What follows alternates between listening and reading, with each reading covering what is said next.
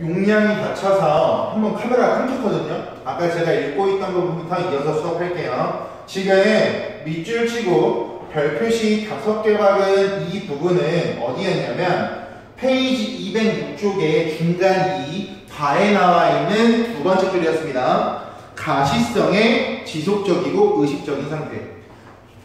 밑줄 쳐보시면 그 부분이 결국 질서에 순응하는 수감자를 나타내는 부분인데, 결국 왜 이렇게 권력이 내면화되고 지속적이고 의식적인 상태로 들어갈 수밖에 없냐면, 감시자만 일반적으로 가시성을 지니고 있기 때문에, 즉 수감자의 입장에서 가시성이 아닌 비가시성만 존재하기 때문에 내가 감시받고 있는지 아니면 감시를 받지 않고 있는지를 캐치할 수가 없다고요. 따라서 가시성이라고 하는 감시자만 가지고 있는 고유한 특성 때문에 수감자는 365일 24시간 감시받고 있다라고 하는 생각이 머릿속에 박힌다라고 하는 거죠. 그 부분을 의미하는 부분이라고 보시면 돼요. 말이 좀 어려워서 설명 한 번 더 드렸습니다.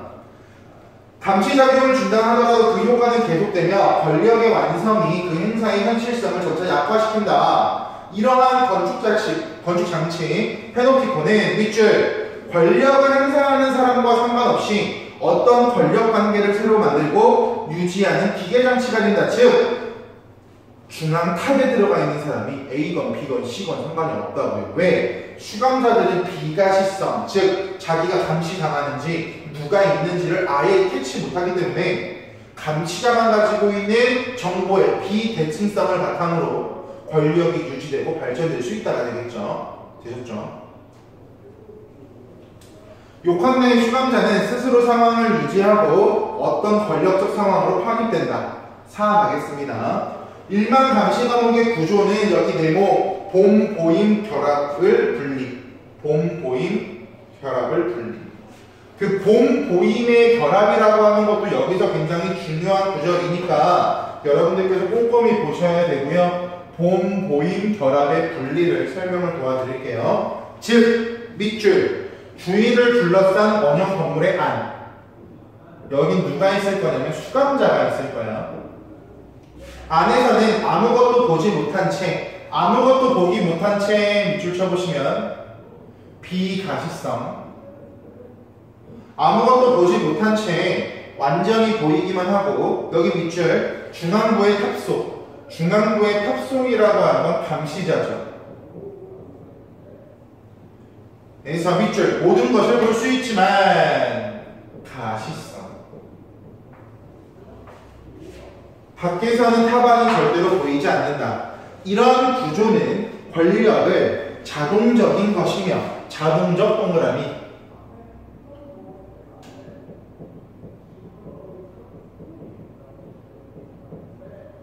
잘 봐. 잠시만요.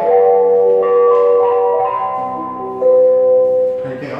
여기서 말하는 권력이 자동적이다라고 하는 건, 잘 안 보이니까 다시 읽겠습니다. 감시 작용이 중단되어도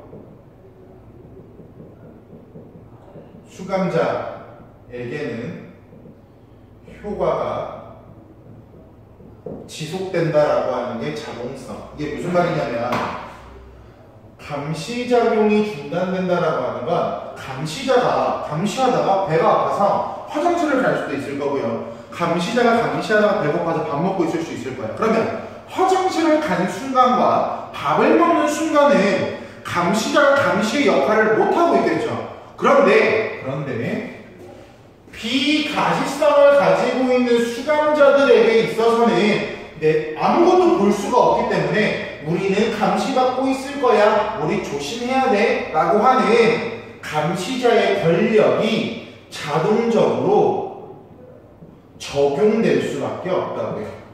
되셨죠? 또한 비개성적인 것으로 만들기 때문에, 비개성적이다 동그라미 쳐보세요. 권력은 비개성적이다. 결국 권력이 비개성적이다라고 하는 건 다시 적을게요. 감시자가 잘못 적었네요. 죄송합니다. 오타가 좀 나오네요. 감시자가 누구든지 상관이 없다. 즉 제가 패너티콘 과목에서 감시하는 감시자입니다. 근데 제가 중요한 소개팅이 생겼어요. 오랜만에.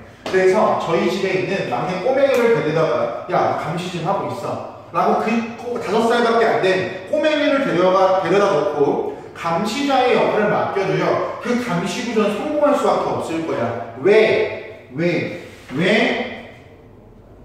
수감자들이 가지고 있는 비가시성 때문에요. 수감자들은요, 꼬맹이가 감시하는지 어른이 감시하는지 알 수가 없다니까요. 볼 수가 없으니까. 중요하다라고 나와 있는데요. 거기 다시 한번 중요하니까 볼게요. 이런 구조는 이라고 나와 있는 부분 있죠. 이론 구조는 권력을 자동적인 것이면서 이론 구조는부터 방금 읽었던 중요하다까지 이 문장의 의미를 파악하는 게 굉장히 중요한데 결국 이 부분에서 말하고 싶은 건 뭐냐면 보이는 것과 보임이라고 하는 건 보는 걸 당하는 거죠. 보임의 결합이 분리되었어요. 왜? 한쪽은 비가시, 한쪽은 가시성을 가지고 있기 때문에 봄과 보임의 결합이 분리되었을 거야. 그 결과 1번 수감자들은 불안감이 커졌을 거고요. 수감자의 불안감은 커졌을 거고 결국 수감자들은 권력 구조에 길들여져서 스스로 감시자의 권력을 내면화, 같은 말 예속화 시켰을 거예요. 결국 우리는 어떤 행동을 해도 감시자만 우리의 행동을 볼 수 있고 우리는 절대 감시자를 볼 수가 없어 라고 하는 생각 자체가 머릿속에 박혀있기 때문에 수감자들은 권력구조, 페노티콘 또는 감시자들만 가지고 있는 일반적인 가시성이라고 하는 권력구조에 길들여져서 스스로의 권력, 즉 자기가 가지고 있는 힘을 내면화시키고 예속화시킨다고요. 그 권력의 근원은 개인에게 있는 것이 아니라 밑줄 이 구조에 있다. 권력은 이 구조에 있다. 이어서 보겠습니다. 누가 권력을 행사하느냐는 별로 중요하지 않다. 우연히 걸려든 그 누구라도 이 구조를 활용할 수 있다. 따라서 그 관리자가 최부재중이라면 가족이나 친근 친구 방문객 그리고 하인조차의 그 일을 대신할 수 없다. 마찬가지로 이 구조를 활용하는 동기가 무엇이든 상관이 없고 경솔한 사람의 호기심이건 어린아이의 장난이건 어느 철학자의 지적 호기심이건 아니면 몰래 살피거나 처벌하는 데에서 기쁨을 찾는 인간의 짓궂은 장난이건 말이야.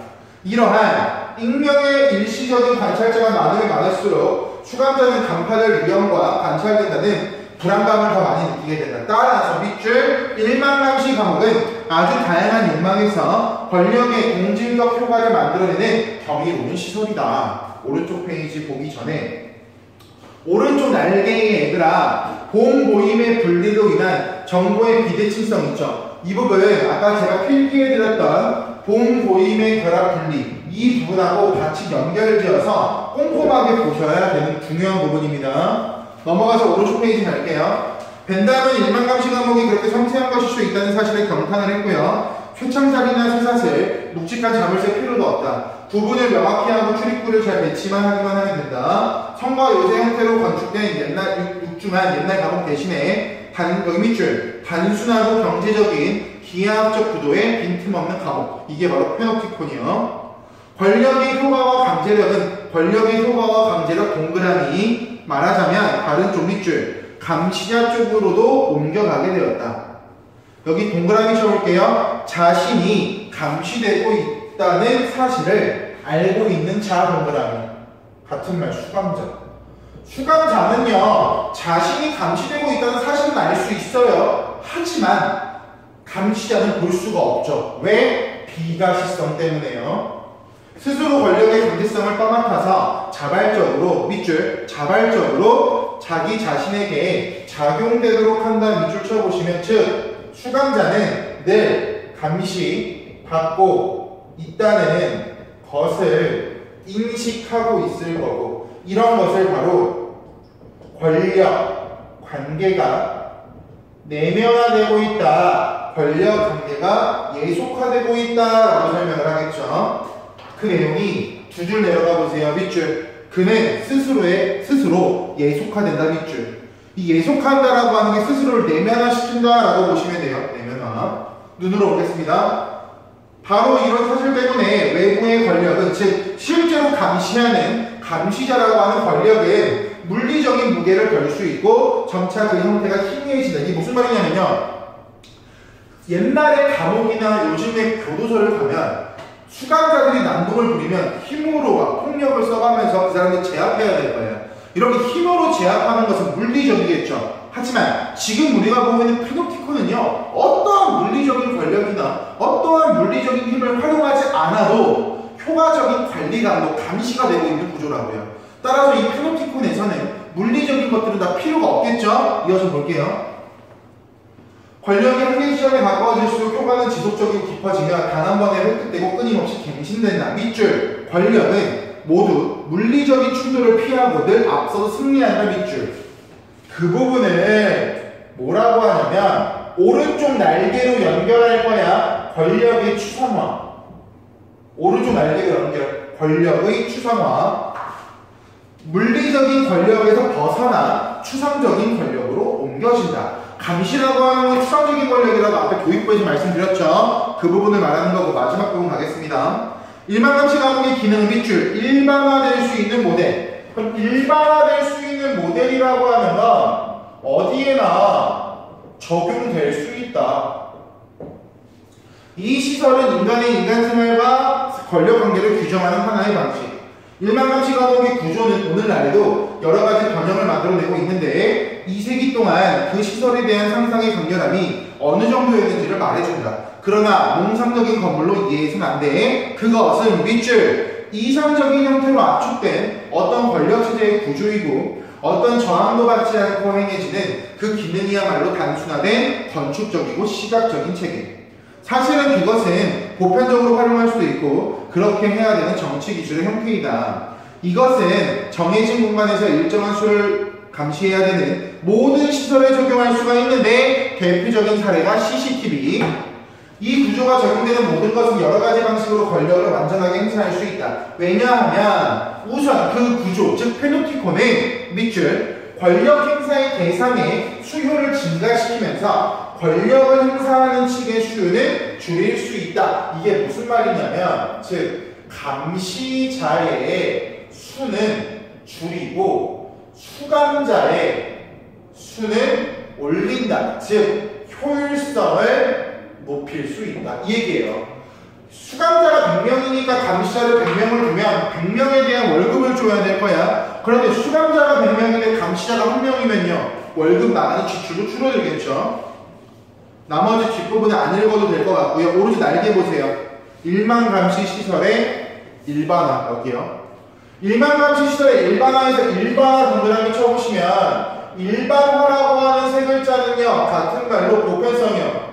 어디에도 적용이 가능하다. 권력의 자동화, 비계성화, 권력관계 내면화, 자발적 예속, 감시자의 수 축소, 감시 대상의 증가, 권력의 효율성 증가. 그 안 1번 밑줄 정해진 공간에서 일정한 수의 인간을 감시하는 모든 시설에 적용이 가능하다. 플러스 2번